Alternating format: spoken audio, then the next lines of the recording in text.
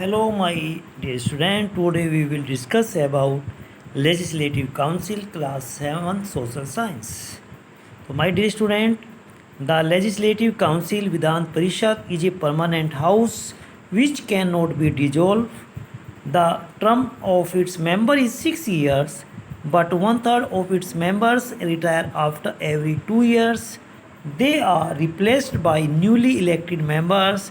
The Vidhan Parishad elects its chairperson and deputy chairperson from among its member. तो बच्चों, legislative council यानी कि विधान परिषद एक परमानेंट हाउस है, यानी कि एक स्थायी हाउस है, उसे भंग नहीं किया जा सकता। उसके सदस्यों का कार्यकाल 6 वर्ष का होता है, लेकिन प्रत्येक 2 वर्ष बाद उसके 1/3 सदस्य रिटायर हो जाते हैं। वे नए निर्वाचित सदस्यों द्वारा रिप्लेस कर दिए जाते हैं। विधान परिषद अपने सदस्यों में से एक चेयरपर्सन तथा एक डिप्टी चेयरपर्सन को चुनता है या चुनती है। My dear student, the minimum number of members in a legislative council is 40 and it cannot exceed 1/3 of the total membership of the assembly of that state. The minimum age to be a member of the council is 30 years. So बच्चों, विधान परिषद में सदस्यों की कम से कम संख्या 40 होती है और यह राज्य की विधानसभा के सदस्यों यानी कि 1/3 संख्या से अधिक नहीं हो सकती या इसको बढ़ा सकती।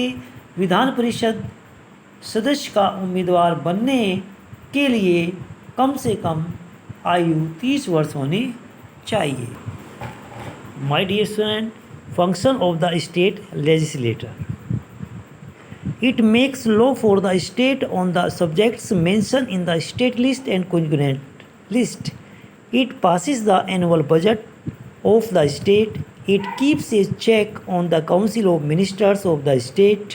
The money bills can only be introduced in the legislative assembly.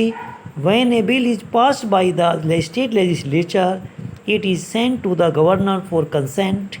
The elected members of legislative assembly take part in the election of the President of India along with the elected members of Parliament. बच्चों, राज्य विधायिका के कार्य, first, यह राज्य सूची तथा समवर्ती सूची में अंकित विषयों पर कानून बना सकती है। सेकंड, यह राज्य का वार्षिक बजट पेश करती है या पास करती है। थर्ड, यह राज्य के मंत्रिपरिषद का रिकॉर्ड रखती है या निरीक्षण करती है। धन विधेयक केवल विधानसभा में ही पेश किया जा सकता है।